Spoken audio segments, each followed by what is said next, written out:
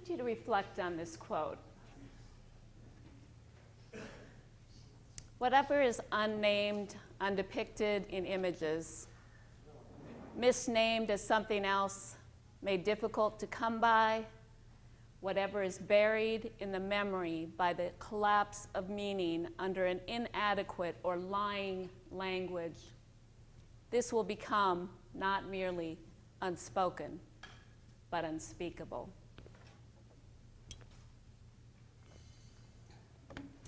So it's 3 o'clock on a Friday afternoon and you are here. Thank you.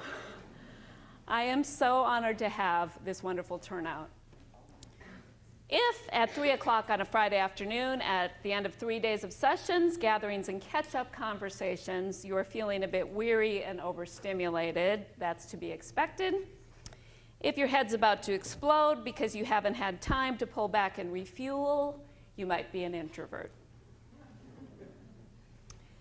About 9 years ago, I was in the Amazon with our younger son, his science teacher, and a group of other students and their parents. We stayed in a lodge lit only by torches in the depths of the jungle and ventured out on a daily choice of group expeditions. Let me repeat the key word here, group expeditions. We ate together, hiked together, explored together, and because dark descended precisely at 6 p.m., we stayed in communal areas that were lit up until at bedtime we ventured with our headlights to our dark cabins. And though the mosquitoes, which were horrid, and the heat, which was horrid, and the humidity, which was almost intolerable, presented challenges, being deprived of solitude was one of the greatest sources of discomfort for me. Despite the constant presence of people, I felt very alone. Perhaps some of you can relate. I asked myself, could I be the only one feeling the oppression of this communal experience? There was no accommodation for privacy in this construction of this expedition. Nothing built in, it was all groups. So there was really no evidence that anybody had a need for it, which meant that anyone who felt like me probably also felt very isolated with those feelings. Feelings which included a desperate craving for peace, quiet, and privacy, mixed up with feelings of guilt for wanting to escape the group. I must be antisocial. Mixed up with a sense of inadequacy because I didn't love the constant group interaction like everybody else seemed to. What's wrong with me? I must be a loser. I wanted to connect with those people who were feeling like I was and tell them that they were not alone. So on that trip, under my mosquito netting, in the light of a headlamp, I started to write the book that became Introvert Power. And I want to thank Journeys to Life booksellers. They have agreed, they've closed up the shop, but they will have books for sale after this session. Introvert Power was released as a second edition in 2013 and is now published in 6 languages. So there are people out there, thankfully. I took a risk believing that they were. From a young age, most of us are taught the value of social skills. We learn how to introduce ourselves, how to smile and be polite. I was a pastor's kid, so I got a lot of training in that. We are told to be friendly and to make friends. These are all useful abilities to develop, but how many of us are taught the value of solitude skills? How many of us are taught to protect our boundaries, to foster imagination, to be alone? How many of us are encouraged to withdraw from social activity and get an inner life? You ever hear a parent call a kid from being outside playing with friends and say, come on, you need some alone time? No, it's usually a parent kicking the kid out who's got their nose in a book saying, and I don't blame parents, because often us parents, we feel like we're only good parents if we're getting our kids out. I'm here to expose you to the gift that comes when you tap into this other side of reality, this powerful force in the personality called introversion. So I've divided the talk into 3 parts. To give you a frame of reference, I'm first going to try to help you identify where you are in the introvert-extrovert continuum. And then we're going to spend some time deconstructing what you've been told about introversion and introverts. And we will examine how introversion has gotten away from all of us, how the love of the inner life is undermined, misnamed, and misunderstood when a society overvalues extroversion. Once we deconstruct what we've been told, we'll turn everything upside down and reconstruct. We'll talk about how we can help ourselves and our clients express this often banished side of the personality. I want to start by clarifying some terms. Introversion and extroversion, like yin and yang, are polarities that exist within personalities and within society. Extroversion is simply an outward orientation. Introversion is an inward orientation. And introversion is usually associated with the darker, quieter side, the yin side. But most of us seem to rely more on one orientation. Introverts use an inward orientation more than extroverts and vice versa. So if you're an extrovert, you're not excluded from this conversation. We all have introversion within us. But in terms of whether you're an introvert or extrovert, people find it useful to think of where you get your energy. Do you restore yourself by getting away from people and activity and relishing some time to yourself? Or do you re-energize yourself by seeking out people and activity? I often think of, what do you want to do after a long day of work? And it's like, oh, I can't wait to just go for a quiet walk. Oh, I want to call a friend. So those might be clues. But just to see, I want to see where you lean, get a sense of the room. How many of you have taken a personality test such as the Myers-Briggs type indicator? A lot of you. So yeah, in fact, I expected that. So you probably already have a pretty good idea. But for those of you that don't, or maybe want to test it out again, this is just a short quiz that was developed by Susan Cain, author of Quiet. It's not a validated instrument, but it's based on research on what distinguishes the 2 orientations. So get out, you should have gotten a piece of paper, just get out that and write your responses to these questions.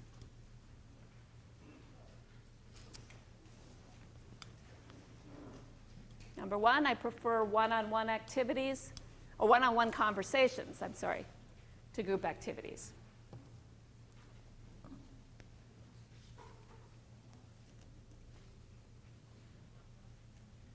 Give you a little time, make sure everybody has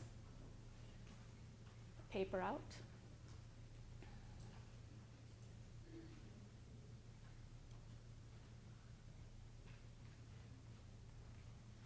Two, I often prefer to express myself in writing.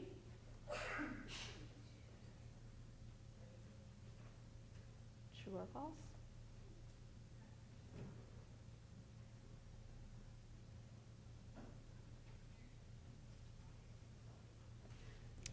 I enjoy. Oh, you didn't see. Oh, I'm sorry. I often prefer to express myself in writing. True or false? That's true. Some of you might not have a good view. Yeah.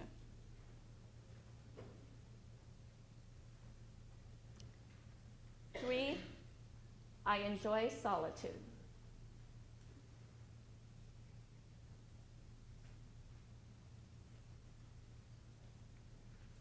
Four, I seem to care about wealth, fame, and status less than my peers.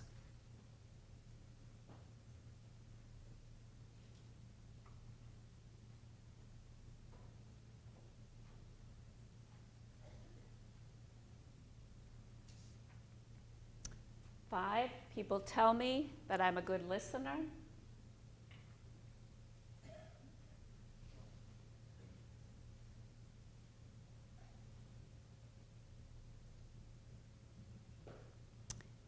Six, I'm not a big risk taker.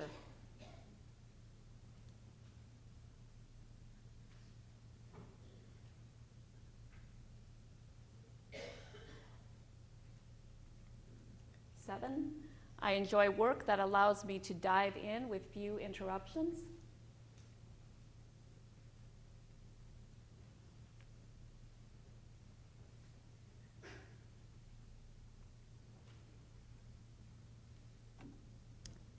I like to celebrate birthdays on a small scale with only 1 or 2 close friends or family members. That's number 8.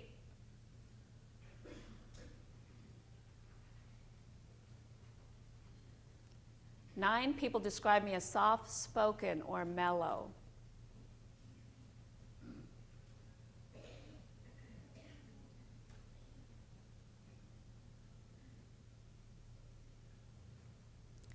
Ten, I prefer not to show or discuss my work with others until it is finished.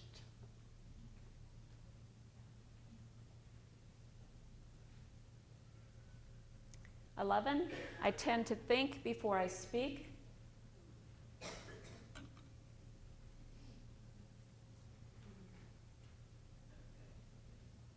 And last one, 12, I often let calls go through to voicemail.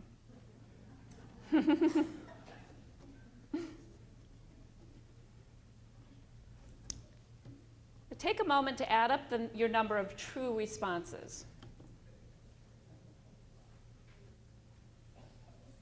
Okay, according to this quiz, see people still adding. Okay. If you have more than 6, you're an introvert. Less than 6, an extrovert. If you're tied, you're an ambivert. So will the introverts please stand up? Okay, wow. Okay. Good stretch, too. All right. It's probably a bit self-selected. Yeah, it's not what you expected. Right.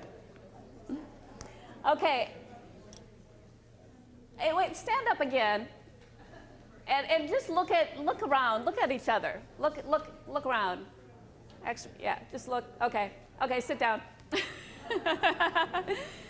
I'm giving you exercise. Extroverts, you want to stand up. It's not fair. Extroverts, you want to stand up? Extroverts, of course, want to stand up, right? Oh, my word. Okay. All right. And ambiverts, to be fair, ambiverts, we got some people tied. Okay. All right. Okay. So introverts, I purposefully wanted you to look at each other because I wanted to ask you, introverts, does this describe you? Introverts. He's thin and white. If he's tall, he's got bad posture. Not particularly attractive, ungainly, with skin problems. Would be first underweight and then later in life overweight. Nerdy, geeky, conservative style, neutral colors. Does that describe you? These are some of the descriptions of what an introvert looks like from an informal poll I conducted online. What is alarming is that these descriptions all came from introverts. When I asked the same people to describe themselves, here's what they said, or some samples. My physical appearance is exotic, light green-blue slanted eyes and high cheekbones. I'm overweight with tan skin and big, round, dark brown eyes. Natural blonde, brown curly hair. I look like I'm from another country. What stood out to me when I polled these people was the sterile and colorless quality of the imagined introvert, contrasted by the colorful descriptions of the real introverts. The stereotyped introvert is often seen as lacking in some way, lacking color, or even lacking personality. Even though introverts come in all shapes and colors, we are not defined by what's on the outside. So that might be part of the problem. Introverts generally prefer a rich inner life to an expansive social life. We would rather talk intimately with a close friend than share stories with a group. And we prefer to develop our ideas internally rather than interactively. But how have we jumped from these preferences to images of a cowering, reclusive weirdo? Iris Chang commented, "Whatever is not commonly seen is regarded as alien." We have lost our eyes for introversion. So though introverts make up more than half of the people in this room, at least half of the people in the population, we seem to have a hard time connecting introvert with the real living people in the world, in our world. Why is that? Even introverts themselves often assume they are in a community with a few deviants, the geeks in the shadows. While introverts are visible, you saw, there's a lot of you. Introversion, by definition, is not readily seen. Introversion is an inside job. And in a fast-paced, competitive society, who has time to notice what's on the inside? If we don't see the richness of introversion around us, we'll have a harder time seeing it in ourselves. If we can't see it in ourselves, we'll have a harder time honoring this capacity in our introverted clients. The truth about who we are remains unseen and unspoken. Introverts, do you ever jokingly or apologetically admit to being antisocial or view yourself as boring in relation to your chatty associates? Do you beat yourself up for not joining in? Do you worry that something's wrong with you, that you're missing out, that who you are naturally is a problem needing correction?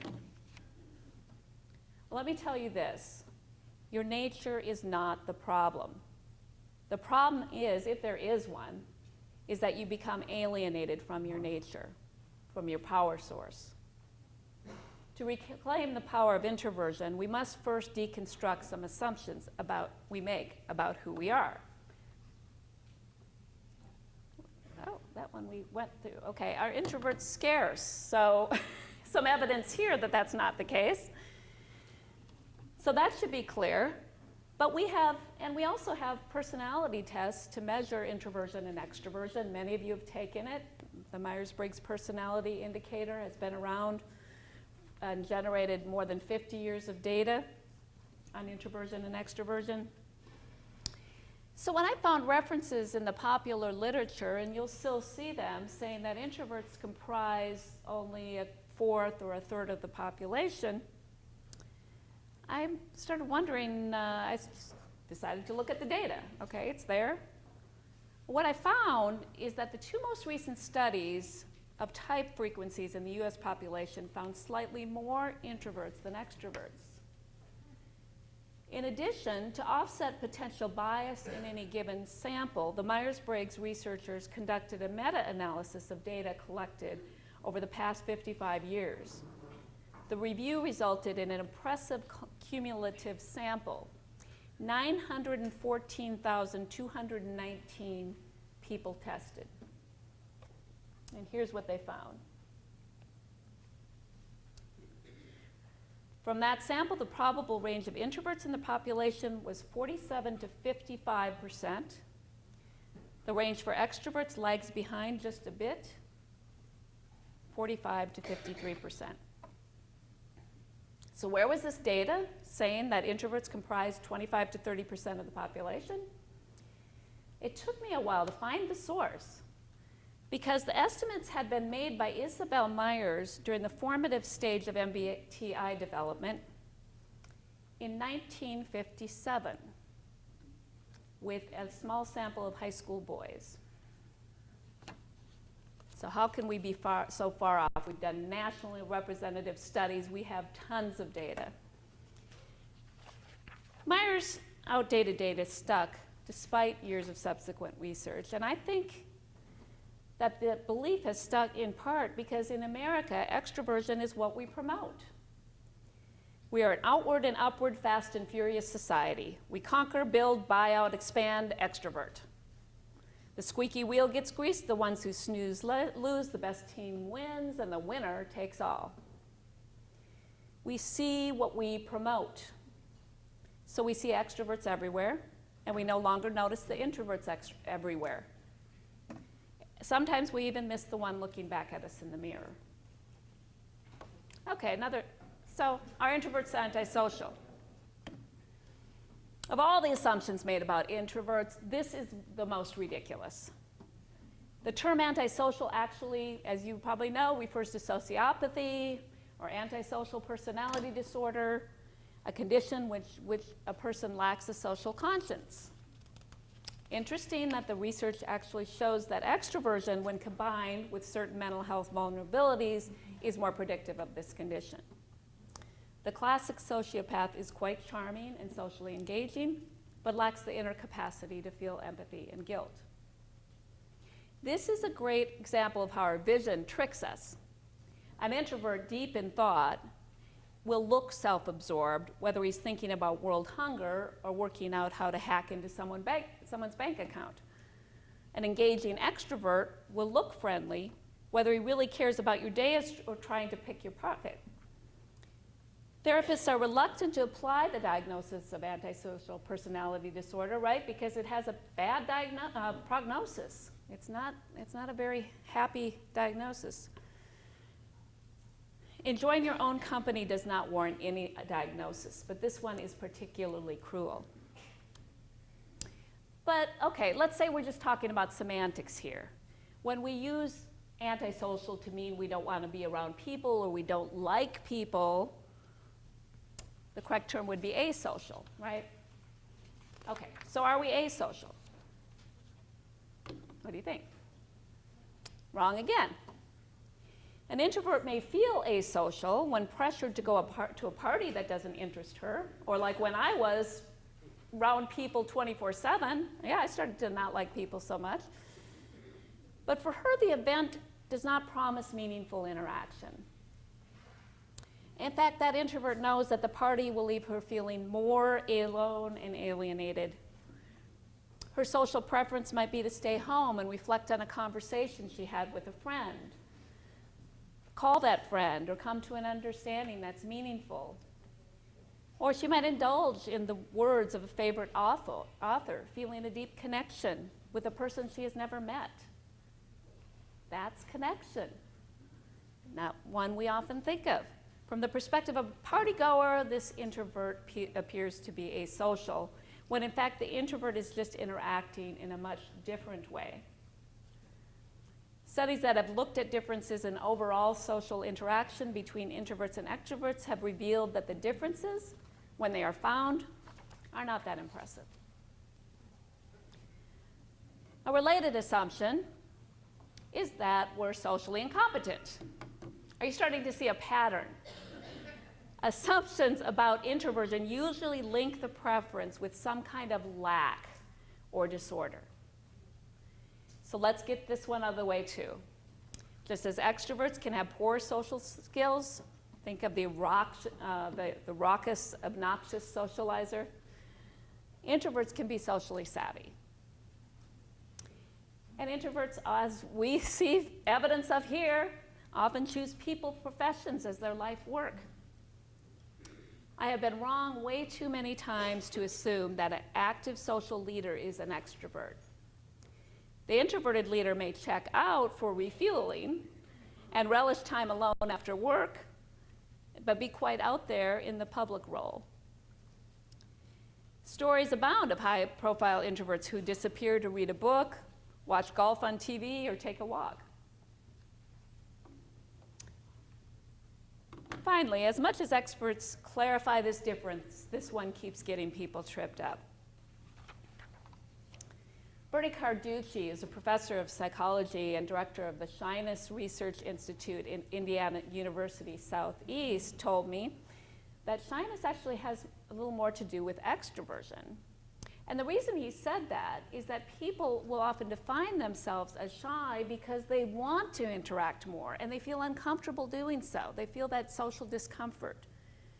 Once they start to ease into a conversation, then they start to get energized and they often will appear more extroverted. An introvert who is not shy may be very comfortable initially social interaction, but start to get drained more easily. Why? Because they're processing things internally. There's a good exercise I've seen where people demonstrate what it's like to be an introvert, and it's like playing catch, and you have to put the ball in the basket and then lift it out and then throw it back. Well, the extrovert keeps throwing you balls because you're putting it inside and you're thinking about it. So introverts will get more drained. So the introvert standing against the wall at a party is standing there because they want to be there. It's like, oh, yes. A shy person might be standing against the wall because he or she doesn't know how to get in. So that's an important distinction. Now, introverts, of course, can be shy as well. Extroverts can be shy, and vice versa.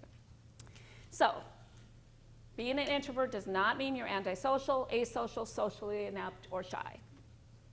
It does mean that you're oriented to ideas, whether these ideas involve you with people or not. It means that you prefer spacious interactions with fewer people. And it means that when you converse, you're more interested in sharing thoughts than in focusing outward on people and what they're doing. Okay, but here's another one. Are introverts snobs? Now this may be an assumption that introverts kind of like. It's better than being impaired. You know, we're just stuck up. But it ultimately hurts us as well. So let's say you're at this conference and you're an introvert and you're getting a little overwhelmed. You just need to pull away from people. So you try to just take a walk by yourself and find a spot to eat where you can start reading a book, and maybe introvert power. And so you snag a table outside, put your feet up on the chair next to you, and start to just savor the break. Well, 3 of 4 of your extroverted colleagues arrive at the same cafe, and they sit at a table near you and start talking away excitedly. And they gesture you to join them. But you just smile politely and no thanks. So what might the extrovert colleagues be thinking? Well, because extroverts are oriented to people, they could assume that you are as well. So your saying no, thank you, says something about them, and you're not wanting to be with them. And so they might conclude that you're stuck up or you don't like people. But the reality is you're just moving towards something you want. You're not moving away so much. You're moving towards something you want and need. The snob assumption is a personalization of an introvert's behavior. She's not doing something or he's not doing something for himself, he's just dissing me. What if the introvert or the extroverts try harder to engage you and you continue to sit alone and read? The problem is if solitary observation, they may be really trying to be nice. You poor thing, you're by yourself. If solitary observation is not seen as an equally valid form of recreation and socializing, extroverts will further personalize the response. And at worst, it could lead to some gossip and suspicious looks. And I'm not blaming this on extroverts. I think it's an orientation we have learned and developed. And I'm giving the introvert a book. If you don't have a book, if you're just sitting there and you don't really want to be, engaged, that might even be harder to defend. What? You want to eat alone? And so if the introvert feels hostile energy in these kinds of situations, it is possible that introvert will become defensive and further withdraw, only confirming to the extroverts, that he is kind of a snob. An introvert who regards him or herself as a snob and looks down at others as extroverts as superficial or shallow. Sometimes you hear that, and we could do a whole other talk on what the problem is with that. But that introvert loses strength, not gains strength, because the focus moves outward, away from that introvert's power source. Though she may think she's being unkind to the extroverts around her, she's actually being very unkind to herself. The snob myth perpetuates ideas that her introversion is a snub, rather than something that he or she just enjoys and values. And this is, I think, a great example. This is the pressure after, after work to go to happy hour. And I've done this myself as an introvert. It's like, oh, that sounds like fun, but yeah, I've got blah, blah, blah, blah, blah. I've got to, clean the house or something. When I'm just salivating to get home, I can't wait to get home. And we make our own problem when we talk, when we don't tell the truth. But it's so automatic to think that, of course I would want to do this. I have a vision of happy hour, and it's a much different, it's a very happy place, but it's not in a loud place with a bunch of people. Now here's a tough one. No, it's not, but it almost became a part of our manual of mental disorders. We'll get to that. Introverts are drawn to worlds more exotic, ordered, meaningful, or complex than what is immediately available. Whether we like hanging out in fantasy, spiritual contemplation, mental investigation, artistic creation, or wilderness exploration, we may seem different, out of touch, or just weird. Out of touch, yes, maybe we will really want to be touched or otherwise intruded on at the moment. Weird, only do people want to touch or otherwise intrude on us at the moment. We are different than the other half of the population. But that's as much as we can say about introverts being abnormal. Yet there's a long and stubborn association between introversion and mental illness. This association may have its roots in language used to describe introversion. Though the Myers-Briggs describes introversion in healthy terms, we typically describe introversion as a deficit of extroversion. And we do this in the mental health field, even though we should know better.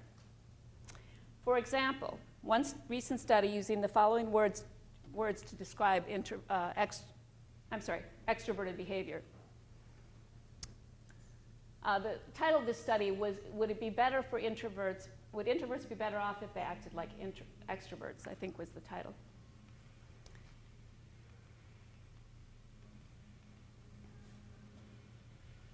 Okay, so participants were instructed to act like an extrovert, meaning bold, talkative, energetic, active, assertive, and adventurous. When they were asked to act like introverts, they were given the words, and I say unextroverted for a reason. They're reserved, quiet, lethargic, yeah, passive, compliant, unadventurous. Now notice here that each of these words is simply a negation of this word. Introversion has none of its own qualities. So, let's flip the scenario and think of what if we described extroversion as a negation of introversion? We might then ask the extrovert to act unreflective. So just as introvert strengths are less visible from the outside, extrovert attributes are less visible from the inside. So let's look here. So what if we say, okay, we look to the MBTI. There are facet terms that we can use to describe introverts that are a little more, they're not negations. Receiving, contained, intimate, reflective, quiet. Quiet made both lists, we'll take that. So, in this case, rather than just simply reversing the extrovert facet gregarious and coming up with shy, intimate is used. So intimate says something, right? It says something about how an introvert likes to relate. It's not an indication of lack. But for fun, let's just see how these negations of these introvert descriptors would describe an extrovert. Okay, so we've got the introvert. Now let's just give the extroverts the opposite of this. So act unintroverted or extroverted, unreceptive, gushing, superficial, unreflective, and loud. How do you like them apples?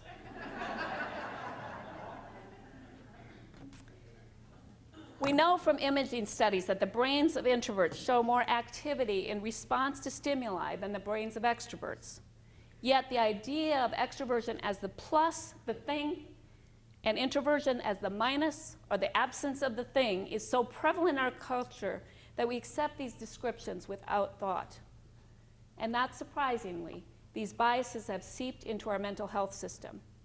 So much so that introversion was almost included in the manual psychiatrists used to diagnose mental disorders.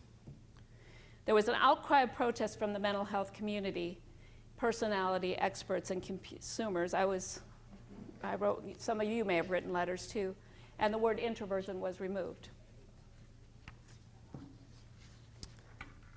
So what is an introvert? Took me a while to get around to that. What constitutes an introvert is quite simple. We're a vastly diverse group of people who naturally look at life from the inside out. We derive energy, confidence, and enjoyment from inner reflection. We get more excited about ideas than by external activities. When we converse, we take in what people say and think about it. And we really prefer when others do the same for us. We like to form our thoughts before speaking them. And we like to speak our thoughts once they're fully formed. So rather than putting a partial idea out there and working it out interactively, which is more of an extrovert style, we want to get the whole idea worked out. Writing appeals to us because we can express ourselves without intrusion, and we often prefer communicating this way. Even our brains look different than that of extroverts. If we sneak a peek in the introvert brain, which we can do nowadays through neuroimaging technology, we see what inward orientation looks like. Introverts, when compared to extroverts, respond to outside stimulation with more inside activity, more blood flow in more areas of the brain. Introverts pull data in, whether that data is an emotional reaction or a logical conundrum, and process it internally. The activity in the introvert brain appears to be centered in the frontal cortex, the integration center where we make connections between the past, present, and future, where we solve problems, and where we make meaning. There's also another area, the reticular activating function, which controls sleep and wakefulness. And this is more readily stimulated in introverts. It has a lower threshold. So contrary to thinking that introverts are more passive and not like totally with it, we're like, we are very easily stimulated. And our brains get working very quickly and aroused very quickly. Extroverts, by contrast, respond to outside stimulation by seeking more outside stimulation. I have a husband who's extrovert. I can attest to this. Yeah, the more he gets into, he's working a room, the more he wants to do it, and the more tired I get. Blood flow increases in areas of the brain that get dopamine flowing and get the extrovert moving and seeking rewards in the external world. Studies have found that introverts and extroverts can be distinguished by the difference in the size of brain structures, such as the medial orbitofrontal cortex, which keeps tabs on the reward value of incoming stimuli. So this is where I think this is the thing that is going to hopefully replace some of these misconceptions about the difference between introverts and extroverts. In 1967, psychologist Hans Eysenck published his arousal theory of introversion and extroversion. The idea behind the theory is that we all function best at an optimal level of arousal or excitement, somewhere between bored to tears and bouncing off your seat.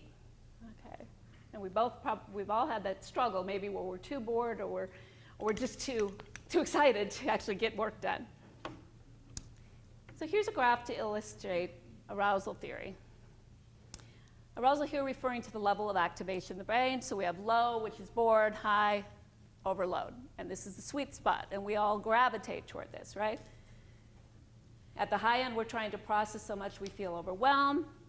So if you're at school and your brain doesn't have enough to work with, you won't work very well. But if you're at office or school and there's too much to process, you also won't work well. So either of those. So we work to try to get back in the middle, okay.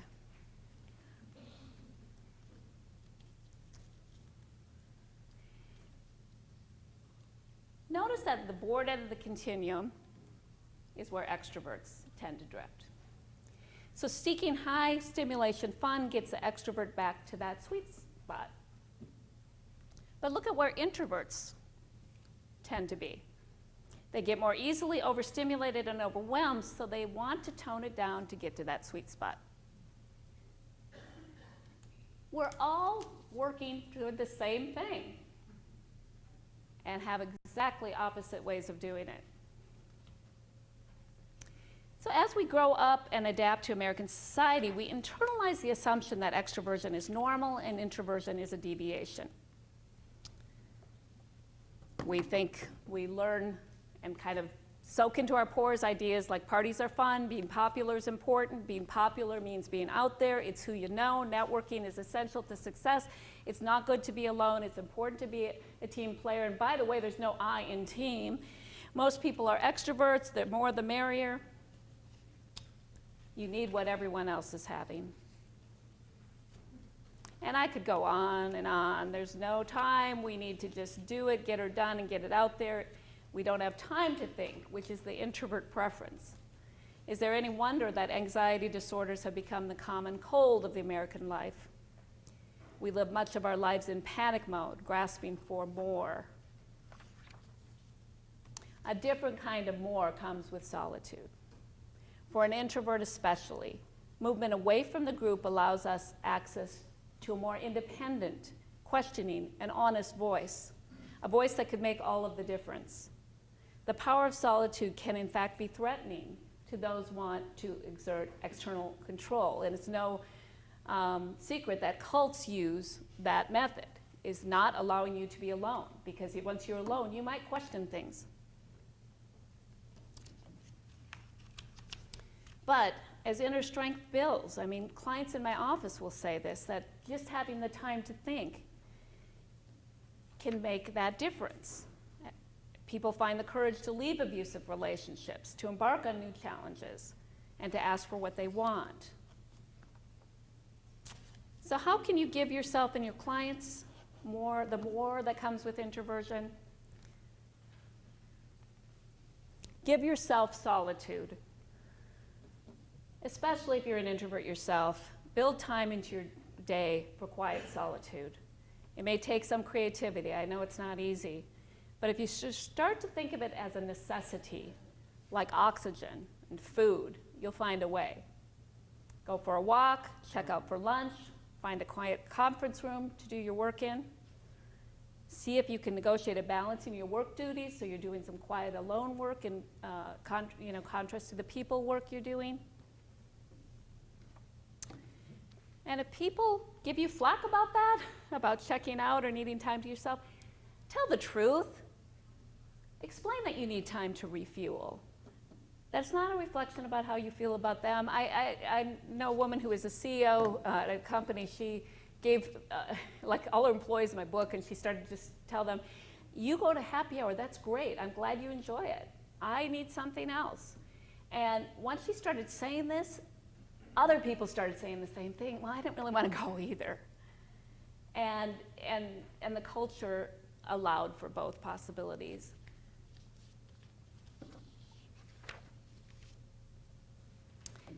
You know, I think that also it helps, and I found this with an extroverted husband, to give people notice, okay, don't just disappear.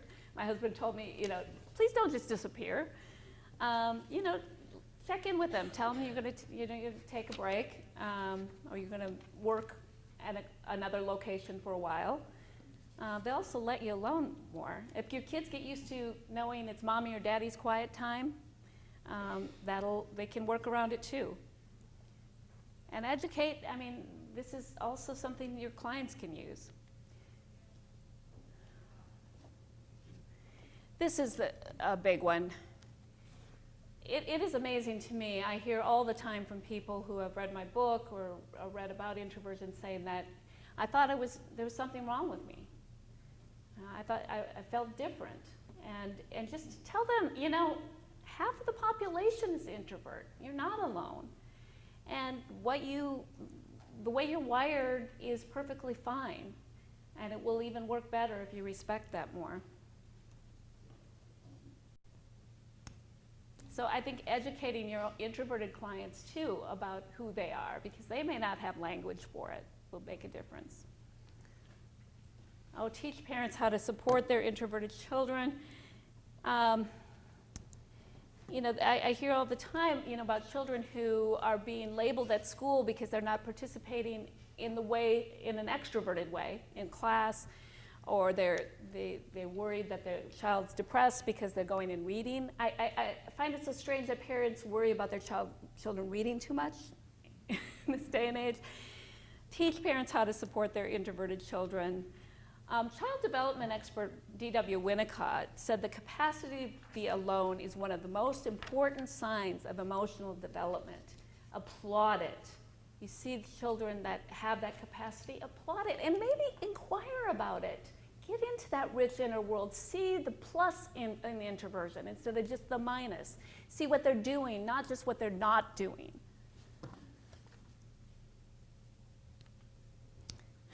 This can be a tough one, especially for people new to counseling fields or human services work.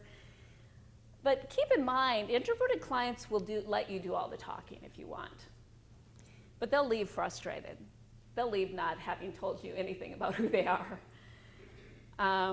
Instead of being tempted to fill the space, slow the pace with quieter clients.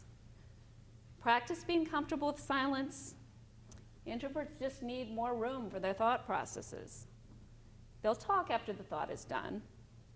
And if you interrupt thought, you just bounce things back. And my husband's learned this too. When we converse, and I'm quiet and I'm thinking, he'll say, oh, okay, you're thinking, right? I'm like, yeah. I received letter after letter from readers who have experienced this shift where, okay, my introversion is a plus thing, it's not a minus. But there's one that I especially treasure because it came from a teenage girl. And I'm going to close. Oh, yeah. Is that all my tips? Okay. I'll close by reading her letter. She enthusiastically granted me permission. And thank you so much for your attention at this late time on a Friday afternoon. All my life, I thought that there was something wrong with me. I never really fit in with anyone and had great difficulty socializing with my peers. I was pushed around, walked on, and bullied for being the quiet girl. Over the years, I developed a deep hatred for myself, and that intensified during middle school and early high school. The worst feeling I had was that I did not exist. I basically had no friends. No one ever acknowledged my existence wherever I was, and I was pushed aside and ignored by my classmates. I felt helplessly alone and would cry myself to sleep many, many times. I hated myself but saw no hope for change. That was until I came across your book last year. My whole perspective on myself has changed. I discovered that there was not one single thing wrong with me and that there were millions out there just like me. Your book was a comforting friend that guided and coached me to a whole new chapter of my life. I finally accepted myself for who I was. I was truly amazed. I felt like a massive weight had been lifted off my shoulders. I'm now a junior in high school. Ever since learning about introversion, I've gradually become more and more myself. I feel empowered. I no longer care if I seem awkward or weird to people because I am who I am. I intensely enjoy my alone time without feeling guilty about not going to the game on a Friday night. Strangely enough, more people are drawn to me now more than ever. People notice me now, and I'm comfortable enough to start conversations with them. I don't feel like I have to be talking all the time for people to like me. I will sit back and listen to a conversation or put in my 2 cents if I feel like it. When I walk the halls of my high school, I finally feel like I do exist. I've grown a spine, and I don't take crap from anybody anymore. All in all, this is the happiest I've felt in a long time. I can enjoy life to its fullest, and the future looks bright. You have opened my eyes to that.